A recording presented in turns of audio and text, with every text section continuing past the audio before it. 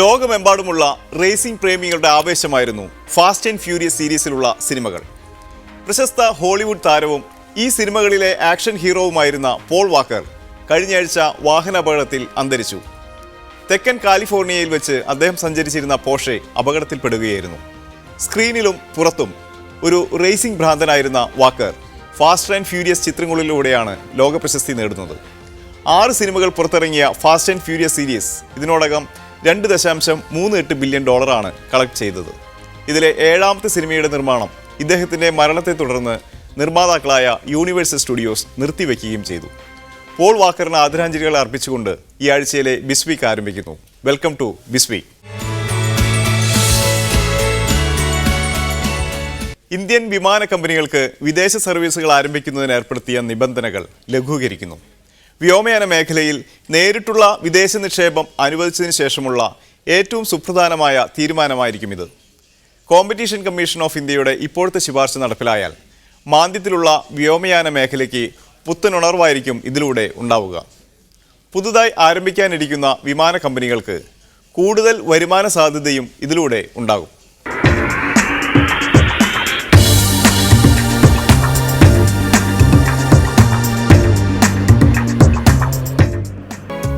നിലവിൽ 5 വർഷം വരെ ആഭ്യന്തര സർവീസ് നടത്തിയുള്ള പരിചയവും സ്വന്തമായി 20 വിമാനങ്ങളും ഉള്ള കമ്പനികൾക്കാണ് വിദേശ സർവീസ് നടത്താൻ അനുമതി നൽകുന്നത്.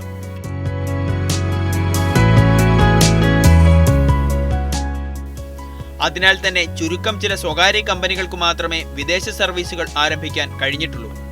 ജെറ്റ് എയർവേസ്, കിങ്ഫിഷർ തുടങ്ങിയ ചുരുക്കം ചില കമ്പനികൾ മാത്രമേ വിദേശ സർവീസുകൾ നടത്തിയിരുന്നുള്ളൂ. കഴിഞ്ഞ 10 വർഷത്തിനുള്ളിൽ ആഭ്യന്തര വിപണിയിൽ പുതിയ എയർലൈനുകൾ വരികയും മത്സരം കൂടുതൽ കടുക്കുകയും ചെയ്തു. യാത്രക്കാർക്ക് ഇതിലൂടെ കുറഞ്ഞ നിരക്കുകൾ ലഭ്യമായി. എന്നാൽ കമ്പനികളുടെ ലാഭം ഇടിഞ്ഞുകൊണ്ടിരുന്നു.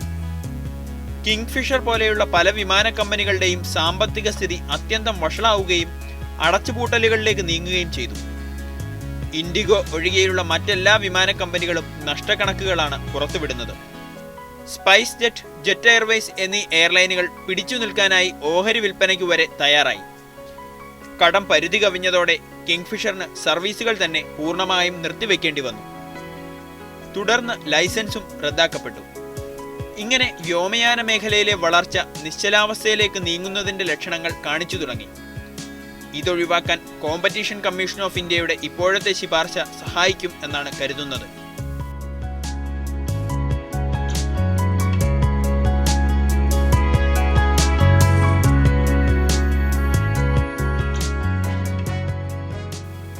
കേരളത്തിന്റെ സ്വപ്ന പദ്ധതിയായ എയർ കേരളയ്ക്കും പുതുതായി തുടങ്ങുന്ന വിമാന കമ്പനികൾക്കും പ്രതീക്ഷ നൽകുന്നതാണ് ഈ നീക്കങ്ങൾ. വിദേശ റൂട്ടുകളിലേക്ക് എയർ ഇന്ത്യയുടെ വിപണി മേധാവിത്വം നിലനിർത്തുക എന്നതായിരുന്നു ഇപ്പോഴുള്ള നിയന്ത്രണത്തിന്റെ പ്രധാന ലക്ഷ്യം. എന്നാൽ എയർ ഇന്ത്യ ദുർബലമാവുകയും മറ്റ് ആഭ്യന്തര കമ്പനികൾക്ക് ആ വിടവ് നികത്താനാകുകയും ചെയ്യാത്തത് വിദേശ യാത്രക്കാർക്ക് ഒട്ടേറെ പ്രതിസന്ധികൾ സൃഷ്ടിച്ചു. വിദേശ വിമാന കമ്പനികളുടെ ഉയർന്ന നിരക്കും ചൂഷണങ്ങളും യാത്രക്കാരെ ബുദ്ധിമുട്ടിലാക്കി.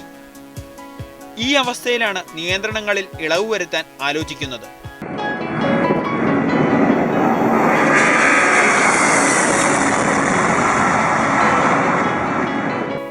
എയർ ഇന്ത്യയുടെ അനാസ്ഥ മൂലം മലയാളി പ്രവാസികൾക്ക് കനത്ത ബുദ്ധിമുട്ടുകൾ നേരിടേണ്ടി വന്ന സാഹചര്യത്തിലാണ് സ്വന്തമായി ഒരു വിമാന കമ്പനി എന്ന ആശയം കേരളത്തിൽ ഉടലെടുത്തത്.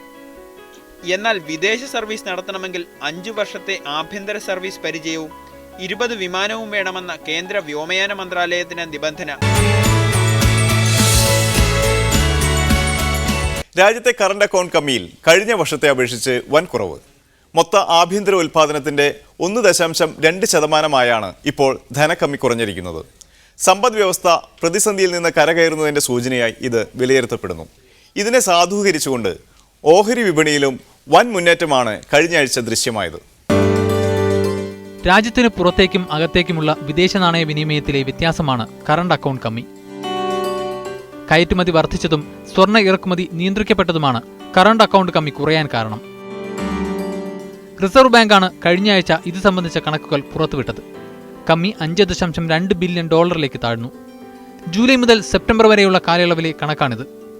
രാജ്യത്തിന്റെ മൊത്തം ആഭ്യന്തര ഉൽപ്പാദനത്തിന്റെ 1.2%. കഴിഞ്ഞ വർഷം ഇതേ കാലയളവിൽ മൊത്തം ഉൽപാദനത്തിന്റെ 5%, അതായത് $21 ബില്യൺ ആയിരുന്നു കറണ്ട് അക്കൗണ്ട് കമ്മി.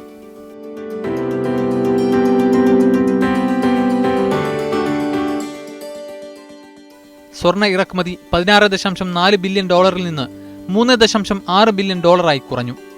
സ്വർണ്ണ ഇറക്കുമതിക്ക് ഏർപ്പെടുത്തിയ നിയന്ത്രണങ്ങൾ ലക്ഷ്യം കണ്ടു തുടങ്ങിയതായി ഈ കണക്കുകൾ വ്യക്തമാക്കുന്നു. യൂറോപ്പിലും അമേരിക്കയിലും സമ്പദ് വ്യവസ്ഥകൾ മെച്ചപ്പെടുന്നതുമൂലം കയറ്റുമതി കൂടുതൽ ശക്തമാകുമെന്നാണ് കണക്കുകൾ സൂചിപ്പിക്കുന്നത്. രൂപയുടെ മൂല്യം സ്ഥിരത പ്രാപിക്കുന്നതും സമ്പദ് വ്യവസ്ഥയ്ക്ക് ഗുണകരമായി. തുകൽ ഉൽപ്പന്നങ്ങളുടെയും തുണിത്തരങ്ങളുടെയും കയറ്റുമതിയും മെച്ചപ്പെട്ടു വരുന്നു. 11% വർധനവാണ് ഈ മേഖലയിൽ ഉണ്ടായത്. രൂപയുടെ മൂല്യത്തിലുണ്ടായ സ്ഥിരതയും കയറ്റുമതിക്ക് അനുകൂലമായി. എന്നാൽ വിദേശ നാണയ ശേഖരം ഇതിനിടയിൽ താഴേക്ക് പോയി. വിദേശ നിക്ഷേപകർ വിപണികളിൽ നിന്ന് പിൻവാങ്ങിയതും നിക്ഷേപത്തിന്റെ അളവ് കുറഞ്ഞതുമാണ് ഇതിനുള്ള കാരണം. എന്നാൽ ഈ കുറവ് കണക്കുകളിൽ മാത്രമാണെന്നും വിലയിരുത്തലുണ്ട്.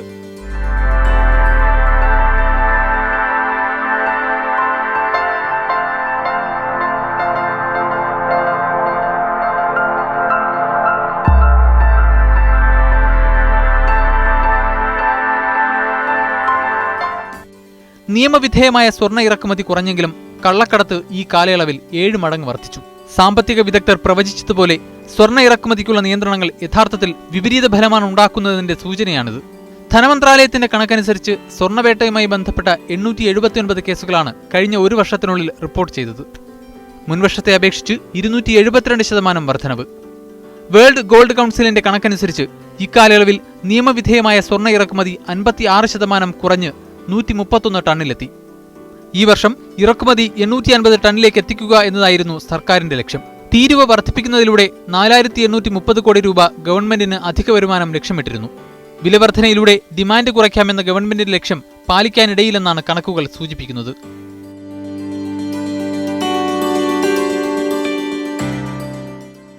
താൽക്കാലികമായ കുറവിനപ്പുറം ഇന്ത്യക്കാരുടെ സ്വർണത്തോടുള്ള ആവേശം കുറയ്ക്കാൻ ഇറക്കുമതി തീരുവ വർധനയും മറ്റു നിയന്ത്രണങ്ങളും സഹായകമാകില്ല എന്നാണ് കരുതുന്നത്. മാത്രമല്ല, കള്ളക്കടത്തും ക്രമാതീതമായി വർദ്ധിക്കുന്നു. കഴിഞ്ഞ മാസങ്ങൾക്കിടെ കേരളത്തിലും തമിഴ്നാട്ടിലുമായി കോടിക്കണക്കിന് രൂപയുടെ സ്വർണ്ണവേട്ടയാണ് നടന്നത്. അതിനാൽ തന്നെ കള്ളക്കടത്ത് തടയാനുള്ള കർശന നടപടികൾ ഉണ്ടായില്ലെങ്കിൽ ഈ പ്രവണത രാജ്യത്തിന്റെ സമ്പദ് വ്യവസ്ഥയെ തന്നെ ദോഷകരമായി ബാധിക്കുമെന്ന് വിദഗ്ധർ ചൂണ്ടിക്കാട്ടുന്നു.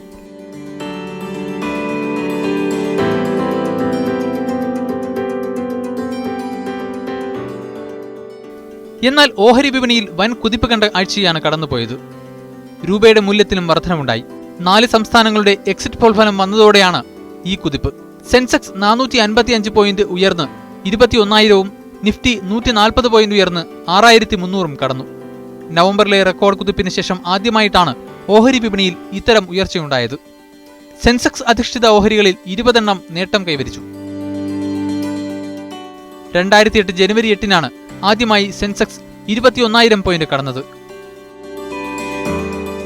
എന്നാൽ സ്വർണ്ണവിലയിൽ നേരിയ കുറവുണ്ടായി. രൂപയുടെ മൂല്യം 61.52 രൂപയായി ഉയരുകയും ചെയ്തു. ഒക്ടോബർ 31-ന് ശേഷമുണ്ടായ ഏറ്റവും വലിയ മൂല്യവർധനയാണിത്.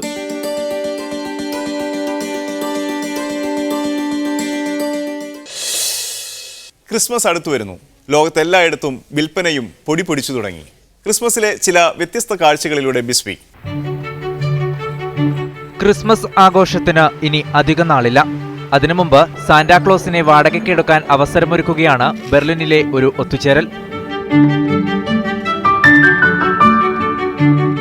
ബെർലിനിലെ സ്റ്റുഡൻസ് ഹൗസിൽ എല്ലാ വർഷവും സാന്റാമാർ ഇങ്ങനെ ഒത്തുകൂടും. ചുവന്ന കോട്ടും വെള്ളത്തൂവൽ വെച്ച ചുവന്ന തലപ്പാവും ധരിച്ച് 200ഓളം പേർ ഇപ്രാവശ്യവും എത്തി. ഒപ്പം മാലാഖമാരും. ഇവിടെ വെച്ചാണ് ആവശ്യക്കാർ ക്രിസ്മസ് അപ്പൂപ്പന്മാരെ വാടകയ്ക്കെടുക്കുക. വേഷവിധാനങ്ങളുടെ പരിശോധനയാണ് മുഖ്യ ലക്ഷ്യം. മുൻവർഷങ്ങളിൽ വേഷവിധാനങ്ങൾ ധരിച്ച് ഓരോരുത്തരായി വരിക എന്നതായിരുന്നു അവലംബിച്ചിരുന്നത്. എന്നാൽ പലരും നേരത്തെ വന്നവരുടെ വേഷവിധാനങ്ങളിട്ടാണ് പിന്നീട് വരുന്നത് എന്ന് മനസ്സിലാക്കിയതോടെ അതൊഴിവാക്കി. പകരം അവരവരുടെ വസ്ത്രം ധരിച്ച് ഒന്നിച്ചു വരണമെന്ന് തീരുമാനിച്ചു.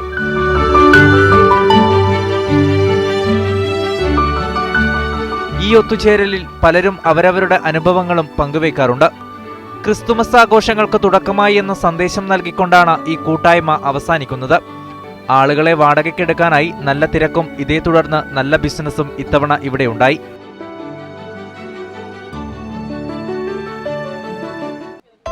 ക്രിസ്തുമസിനെ വരവേൽക്കാനുള്ള ഒരുക്കങ്ങൾ നടത്തി ഗിന്നസിൽ കയറിയിരിക്കുകയാണ് ഒരു ഓസ്ട്രേലിയൻ കുടുംബം. 5 ലക്ഷത്തിലധികം ക്രിസ്മസ് ലൈറ്റുകൾ ഉപയോഗിച്ച് നടത്തിയ അലങ്കാരത്തിലൂടെയാണ് ഇവർ ഗിന്നസ് റെക്കോർഡ് സ്വന്തമാക്കിയത്. വൈദ്യുതി വിതരണ കമ്പനിയുമായി യോജിച്ചാണ് ഡേവിഡ് റൈക്കാർഡ് വീട് അലങ്കരിച്ചത്. 5,02,165 ക്രിസ്തുമസ് ലൈറ്റുകളാണ് ഇതിനായി ഉപയോഗിച്ചത്. അലങ്കാരം ഗിന്നസിൽ കയറുകയും ചെയ്തു.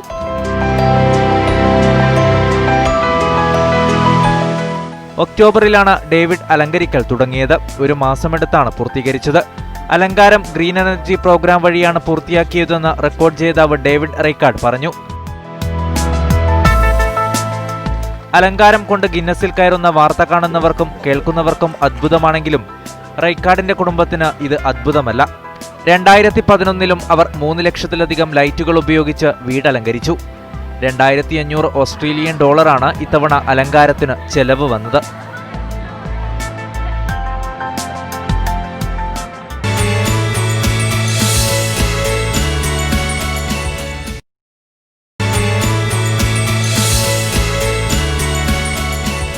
ടെക് ലോകത്തെ ചില കൗതുക വാർത്തകളുമായി ടെക് ബൈറ്റ്സ്. ഓൺലൈൻ റീറ്റെയിൽ ഭീമനായ ആമസോൺ ഓർഡറുകൾ വീട്ടിലെത്തിക്കാനായി പൈലറ്റ് ഇല്ലാത്ത ചെറുവിമാനങ്ങൾ പരീക്ഷിക്കുന്നു. പ്രൈം എയർ എന്നാണ് ഈ സംവിധാനത്തിന്റെ പേര്.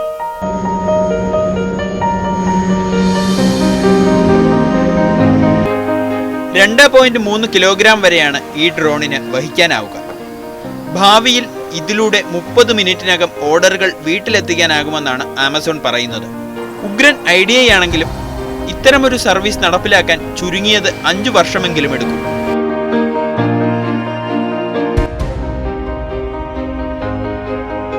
നിലവിൽ സ്വകാര്യ ആവശ്യങ്ങൾക്കായി ഡ്രോണുകൾ ഉപയോഗിക്കാൻ അനുമതിയില്ല. നിയമ തടസ്സങ്ങളും സാങ്കേതിക ബുദ്ധിമുട്ടുകളും മൂലം തൽക്കാലം ഇത് ഒരു ആശയമായി തന്നെ തുടരും. പ്രൈമെയറിന്റെ ചിത്രങ്ങളും വീഡിയോ ദൃശ്യങ്ങളും പാരഡികളും വിലയിരുത്തലുകളുമൊക്കെയായി സൈബർ ലോകം കഴിഞ്ഞയാഴ്ച സജീവമായിരുന്നു.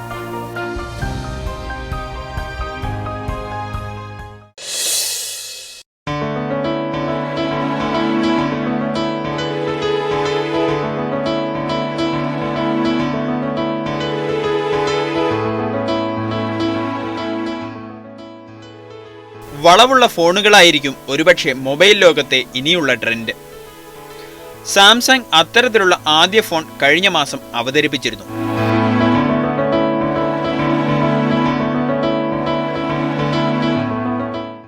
അതിനെ പിൻപറ്റി LGയും G Flex എന്ന വളഞ്ഞ ഫോൺ പുറത്തിറക്കി. സ്ക്രീനിന്റെ വളവിനെ പ്രയോജനപ്പെടുത്തുന്ന ഒട്ടേറെ സോഫ്റ്റ്വെയർ സവിശേഷതകളും ഇവയിലുണ്ട്. G Flexന്റെ മറ്റൊരു പ്രത്യേകത ഇതിലുണ്ടാകുന്ന സ്ക്രാച്ചുകൾ സ്വയം ഇല്ലാതാക്കാനുള്ള സെൽഫ് ഹീലിംഗ് ഫീച്ചറാണ്. ഈ ഫോണിൽ ഉപയോഗിക്കാനായി വളഞ്ഞ ഡിസ്പ്ലേയും ബാറ്ററിയും കമ്പനി വിജയകരമായി വികസിപ്പിച്ചെടുത്തു.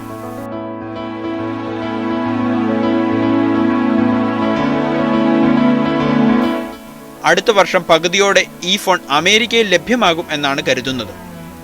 ആപ്പിൾ, നോക്കിയ തുടങ്ങിയ മുൻനിര കമ്പനികളും വളഞ്ഞ ഫോണുകൾ വികസിപ്പിച്ചുകൊണ്ടിരിക്കുകയാണെന്നാണ് റിപ്പോർട്ടുകൾ.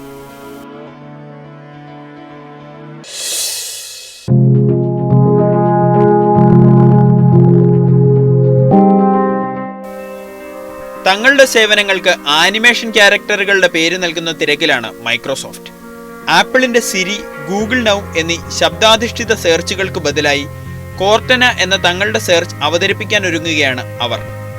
മൈക്രോസോഫ്റ്റിന്റെ തന്നെ ഹാലോ ഗെയിമുകളിലെ കഥാപാത്രമായ ഇത് കേവലം ശബ്ദത്തിനനുസരിച്ച് പ്രവർത്തിക്കുന്നതിനപ്പുറം സ്വയം പഠിക്കാനും ആവശ്യങ്ങൾ മുൻകൂട്ടി തിരിച്ചറിയുവാനും ശേഷിയുള്ള വിപ്ലവകരമായ ഫീച്ചർ ആയിരിക്കുമെന്നാണ് മൈക്രോസോഫ്റ്റ് പറയുന്നത്.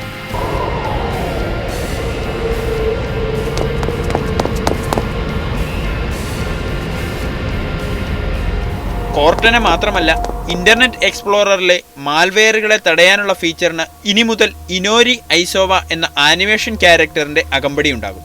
ഇന്റർനെറ്റിലൂടെയുള്ള ആക്രമണങ്ങളെ കാര്യക്ഷമമായി പ്രതിരോധിക്കുന്ന ഇത് കമ്പ്യൂട്ടറുകളെ കൂടുതൽ സുരക്ഷിതമാക്കുമെന്നാണ് കമ്പനിയുടെ വാദം. ഇതിനായി ഐസോവ ആവശ്യമായ നിർദ്ദേശങ്ങൾ നൽകും.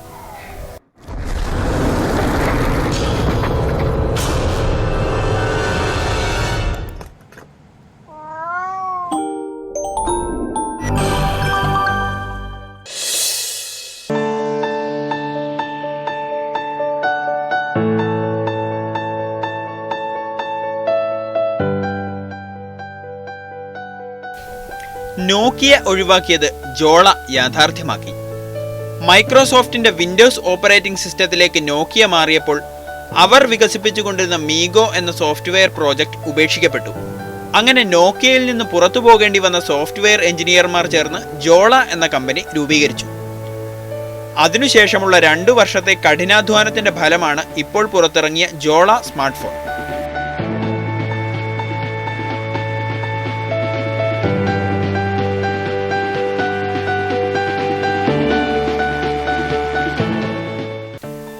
നോക്കിയ ഉപേക്ഷിച്ച മീഗോയെ അവർ സെയിൽഫിഷ് എന്ന ഓപ്പറേറ്റിംഗ് സിസ്റ്റമാക്കി വികസിപ്പിച്ചു. ലിനക്സ് അടിസ്ഥാനമാക്കി പ്രവർത്തിക്കുന്ന ഇതിന്റെ ഏറ്റവും പ്രധാന സവിശേഷത ആൻഡ്രോയിഡ് ആപ്ലിക്കേഷനുകൾ ഇതിൽ ഉപയോഗിക്കാം എന്നതാണ്. മുൻനിര ഹാർഡ്വെയർ സോഫ്റ്റ്വെയർ സ്പെസിഫിക്കേഷനുകളും ജസ്റ്റർ കൺട്രോളുകളുമുള്ള ഇതിനെക്കുറിച്ച് മികച്ച പ്രതികരണമാണ് ടെക്നോളജി എക്സ്പെർട്ടുകൾ നൽകുന്നത്. 399 യൂറോയ്ക്ക് ഫിൻലാൻഡിൽ മാത്രം ലഭ്യമായ ഈ ഫോൺ പിന്നീട് ലോകം മുഴുവൻ വ്യാപിപ്പിക്കാനുള്ള ശ്രമത്തിലാണ് ജോള.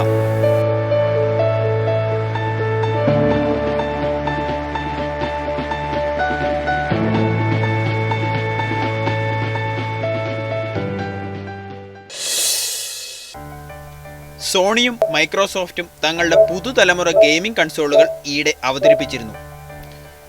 ഇതോടൊപ്പം അവതരിപ്പിച്ച ഹൈ എൻഡ് ഗെയിമുകളേക്കാൾ ആവേശകരമായിരുന്നു വിൽപ്പന കണക്കുകളെക്കുറിച്ച് കമ്പനികൾ തമ്മിൽ നടത്തിയ തർക്കം. ആദ്യ ദിവസം തന്നെ അമേരിക്കയിൽ 1 മില്യൺ പ്ലേ സ്റ്റേഷനുകൾ വിറ്റഴിച്ചു എന്നാണ് സോണി അവകാശപ്പെട്ടത്. അതിനുശേഷം പുറത്തിറക്കിയ മൈക്രോസോഫ്റ്റ് എക്സ്ബോക്സും ഒരു ദിവസത്തിനുള്ളിൽ ലോകമെമ്പാടും 1 മില്യണിൽ കൂടുതൽ വിറ്റഴിഞ്ഞു എന്ന് അവകാശപ്പെട്ടു.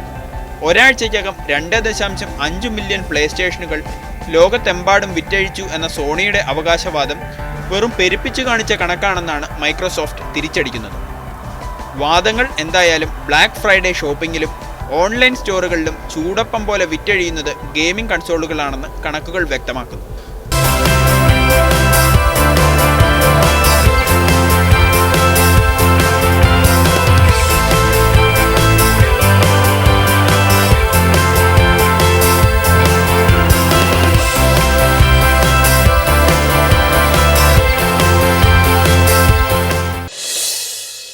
കമ്പനികൾ തങ്ങളുടെ പരസ്യങ്ങളിൽ പലപ്പോഴും സാമൂഹ്യ പ്രതിബദ്ധത ഉയർത്തിക്കാട്ടാൻ ശ്രമിക്കാറുണ്ട്. സാമൂഹ്യ പ്രശ്നങ്ങളിൽ തങ്ങളുടെ ഇടപെടലുകൾ ഉയർത്തിക്കാട്ടുന്നത് ബ്രാൻഡിൻ്റെ വിശ്വാസ്യതയെയും ഇതിലൂടെ വിൽപ്പനയെയും സഹായിക്കുമെന്നാണ് അവർ കരുതുന്നത്. ഇത്തരത്തിലുള്ള ഒരു ആഡ് ഫിലിമാണ് ഹിന്ദുസ്ഥാൻ ലിവർ ഈയിടെ അവതരിപ്പിച്ച പ്രോജക്റ്റ് സൺലൈറ്റിൻ്റെ ഭാഗമായി പുറത്തിറക്കിയത്. യുദ്ധങ്ങളും അക്രമങ്ങളും മലിനീകരണവുമൊക്കെ ലോകത്തെ കുട്ടികൾക്ക് ജനിക്കാൻ പറ്റാത്ത സ്ഥലമാക്കി മാറ്റിയതായി ഇതിൽ പറയുന്നു. തങ്ങളുടെ ഉൽപ്പന്നങ്ങളിലൂടെ കുട്ടികൾക്കായി ഒരു മെച്ചപ്പെട്ട ലോകം സൃഷ്ടിക്കാനാകുമെന്നാണ് കമ്പനി ക്യാമ്പയിനിൽ പറയുന്നത്. ബോളിവുഡ് താരം ഷാരൂഖ് ഖാൻ്റെ ശബ്ദമാണ് ഇതിനെ ആകർഷകമാക്കുന്ന മറ്റൊരു ഘടകം. ഇതിനോടകം ഈ വർഷത്തെ മികച്ച ക്യാമ്പയിനുകളിൽ ഒന്നായി തിരഞ്ഞെടുക്കപ്പെട്ട ഈ ആഡ് ഫിലിമാണ് ഈ ആഴ്ചയിലെ ആഡ് ഓഫ് ദ വീക്കിൽ.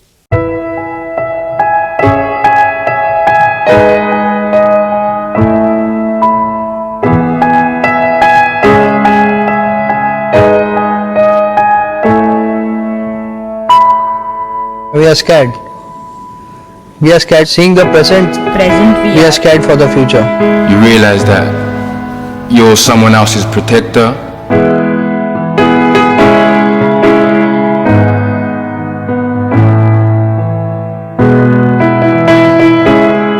Maybe there's something you should know about the world in which your child will live. Something real. Something that's already happening. Every day more and more food is being grown with a revolutionary method. Care. And new technologies will make clean drinking water available to hundreds of millions. So this will probably be the famous water war they speak so much about. And illnesses that today affect millions of children a year will be prevented by simple everyday products. Your child could have more possibilities of having a healthy heart than any living person today. And the same chance of a broken heart. No one can escape that. And by the time they find the right person, our children will have better chances of meeting their great-grandchildren than we ever did. Breathe calmly. Bring your your child into this world. There has never been a better time to create a brighter future for everyone on the planet. Not those yet to come.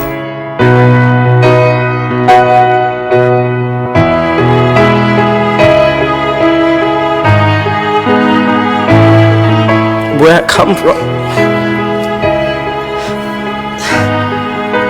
you don't get sick anymore like that. The world needs more good guys, and I like to think our baby will be one of the good guys. But we have to change for them first. We might not see it. We won't Maybe see it, our but great-grandchildren will see it. great-grandchildren. We're the characters in this story. How the story pans out is based on how we behave in this story. So, yeah, it's up to us to make a change, absolutely.